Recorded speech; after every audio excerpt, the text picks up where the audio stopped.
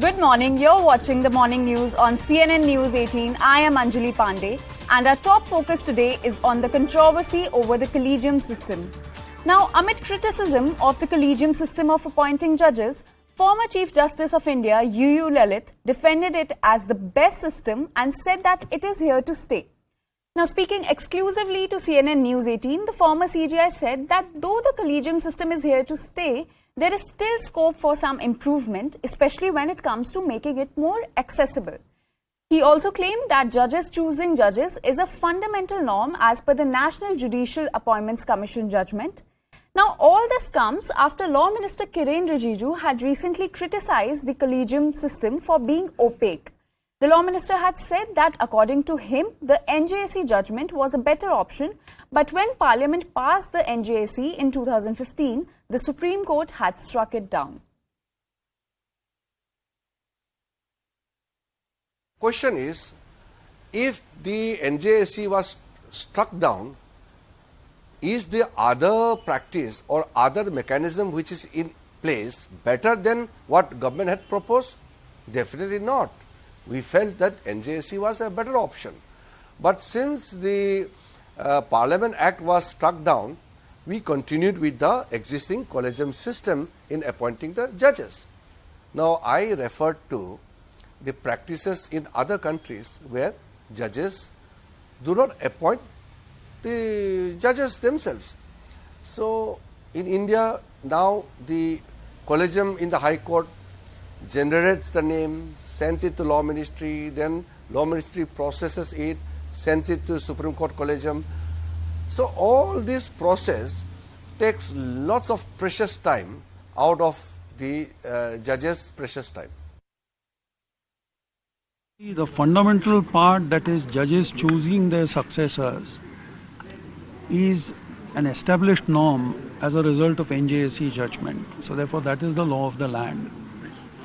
So that perimeter or the final boundaries of that jurisdiction or the idea are completely set.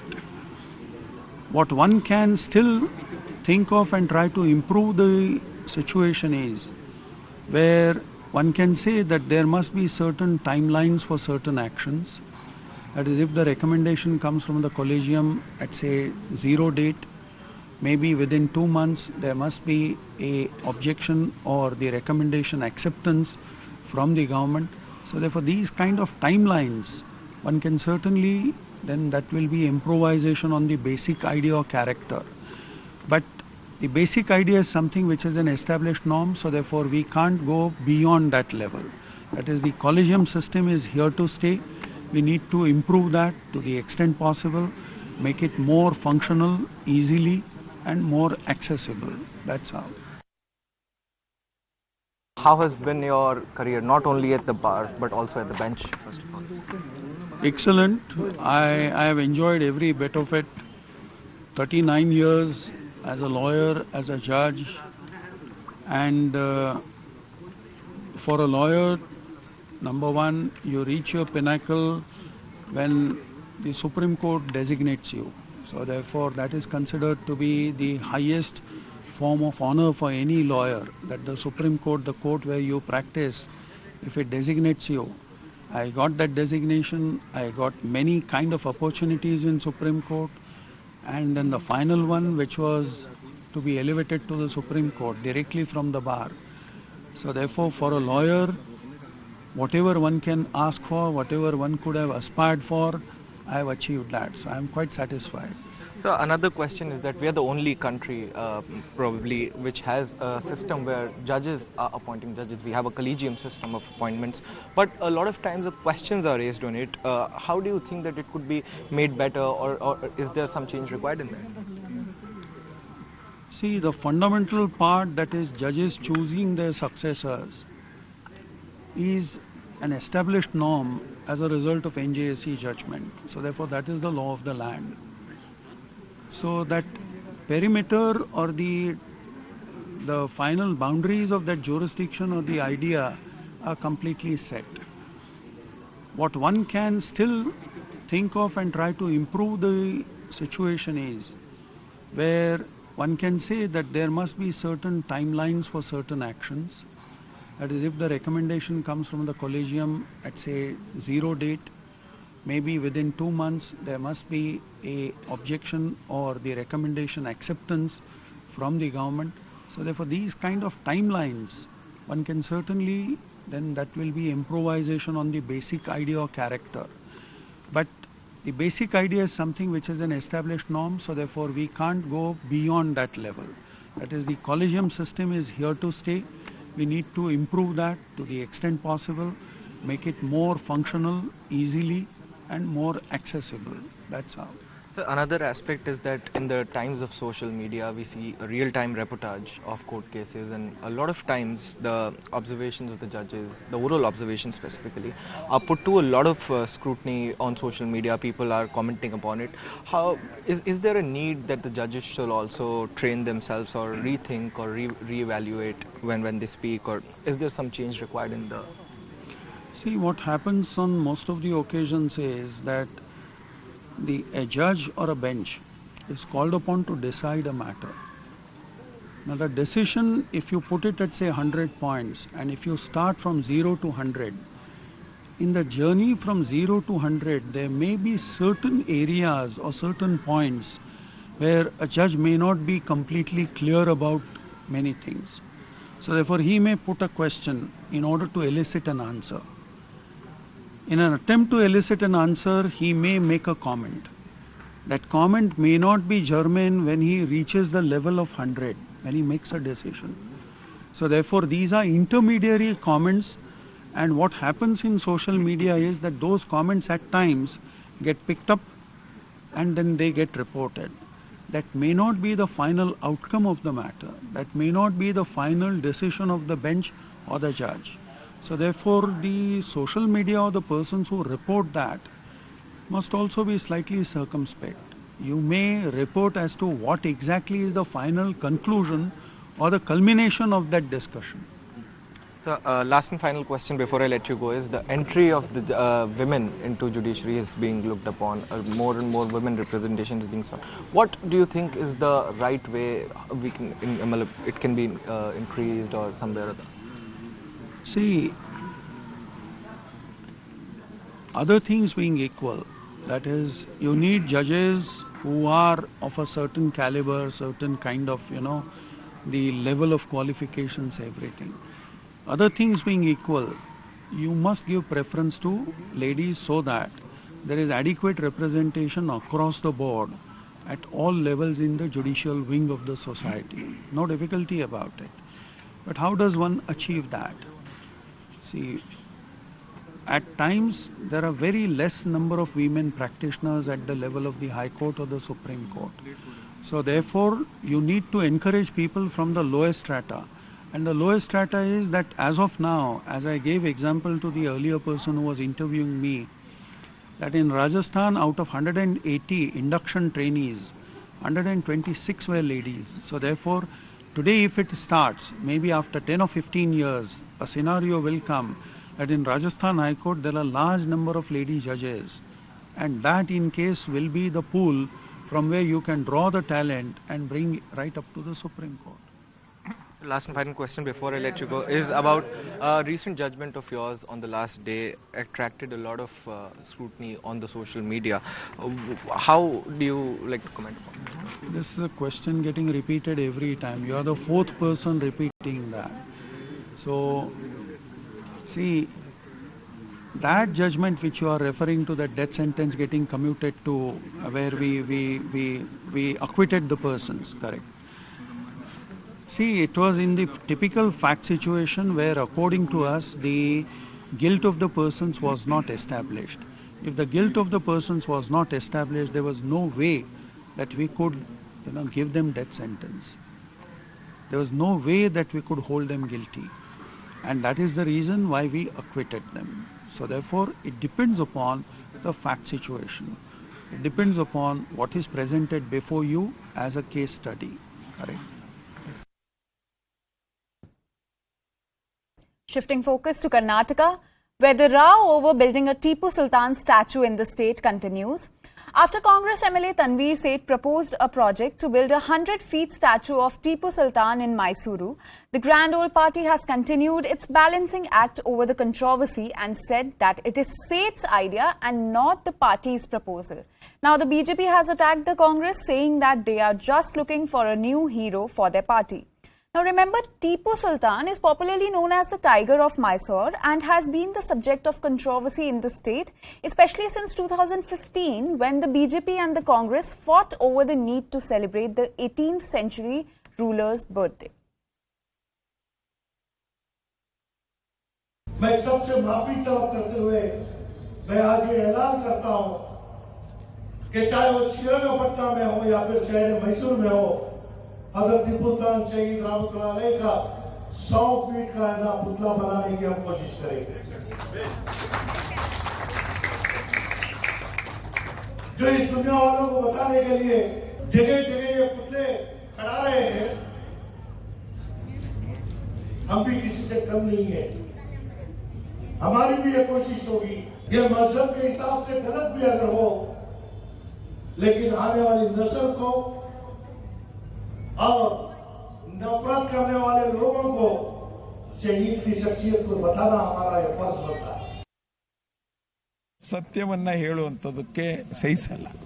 ಸತ್ಯ ಸುಳ್ಳಿನ ಆಧಾರದ ಮೇಲೆ ಒಂದಷ್ಟು ಜನ ಈ ದೇಶದಲ್ಲಿ ಅವರೇ ಶಿಕ್ಷಣ ತಜ್ಞರು ಅಂತ ಆಗ್ಬಿಟ್ಟಿದ್ದಾರೆ, ಸುಳ್ಳೆ ಹೇಳ್ಕೊಂಬಂದು ಹಿಸ್ಟಾರಿಯನ್ಸ್ ಆಗ್ಬಿಟ್ಟಿದ್ದಾರೆ. ಒಂದಷ್ಟು ಜನ ರಾಜಕೀಯ ಪಕ್ಷಗಳು ಸುಳ್ಳೆ ಹೇಳ್ಕೊಂಡು ಬದುಕಿವೆ. ನಿಜ ಆಚೆ ಬರ್ತಿರೋದ್ರಿಂದ ಅನೇಕರ ಭವಿಷ್ಯಕ್ಕೆ ಅದು ತುತ್ತಾಗತ್ತೆ ಅಂತ ಗೊತ್ತಾದ ಮೇಲೆ ಅವರು ವಿರೋಧಿಸುವಂಥದ್ದು ನ್ಯಾಚುರಲ್ಲು. ಇಡೀ ದಿನ ಟಿಪ್ಪು ಸುಲ್ತಾನ್ ನೀವು ಸಹಿತ ಓದಿದ್ವಿ, ಈ ದೇಶ ಕಂಡಂತೆ ಅತ್ಯಂತ ಶ್ರೇಷ್ಠ ಏನು ಅಂತ. ಸತ್ಯ ಗೊತ್ತಾಗಕ್ಕೆ ಬಂತು. ಕೂರ್ಗಲ್ಲಿ ಅಲ್ಲಿ ಹಿಂದೂಗಳನ್ನ ಬಲವಂತವಾಗಿ ಕೇರಳ ಮತ್ತು ಕೂರ್ಗಲ್ಲಿ ಕನ್ವರ್ಟ್ ಆಗದಿರೋರ್ನೆಲ್ಲ ಕೊಲೆ ಮಾಡ್ದ ಅಂತ ಗೊತ್ತಾಗ್ತಿರೋ ಸತ್ಯ ಆಚೆ ಬರ್ತಿರುವಂಥದ್ದು ಮತ್ತು ಬೇರೆಯವರೆಲ್ಲ ತಂದಿರೋದು. This Tipu Sultan was such a womanizer that not just the people he bought people from Turkey or Russia, as well as he used to theft women from his administrative areas. Any woman who was little okay to look at, he used to take them out in the night and rape them and send them in the morning or keep them for 1 week, 2 weeks, 3 weeks like this. So that is why Vokkaligas were disturbed with Tipu. In fact, we can show lot of places where even today, so many places the wells are not accessed. Why? Only because the women went and fell in those wells because Tipu came and attacked them. This is the recorded history. Why can't Siddaramaiah not understand? When we are not celebrating Ravana, when we are not celebrating Jarasandha, who has given rights for Congress to celebrate Tipu?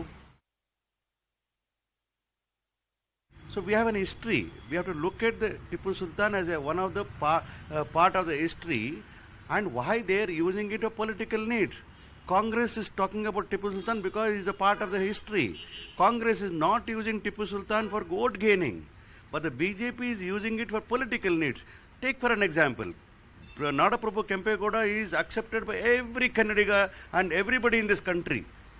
We do not use that as a political tool for us to get votes. Opinion, by constructing or building statues, it will not going to useful to anybody. Here in this state, 6.5 crore people, live statues are there. For them, what these people are doing, this is important. By constructing and standing statues of some person, it will not going to helpful to that communities. These are national parties. They have, without doing any development work or without seeing any downtrodden people problem, they showing these kind of programs. They wanted to get the votes. When Peshwas from Bombay came, they destroyed Sringeri Mutt, Marathas. Tipu Sultan re-established that Sharda Pit. Even today there is Salamarti in his name.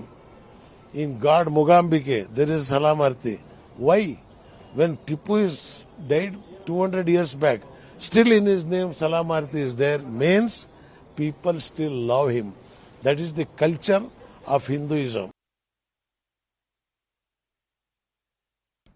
Karnataka Congress Chief D.K. Shivakumar will appear before the Enforcement Directorate in the National Herald case at 10:30 a.m. today. D.K.S. was first summoned on October 7 when the ED had recorded his and his brother D.K. Suresh's statement for over a few hours, in which D.K.S. had claimed that he and his brother had donated to Young India Limited at their own capacity. And remember, this Young India Limited is the company that owns National Herald.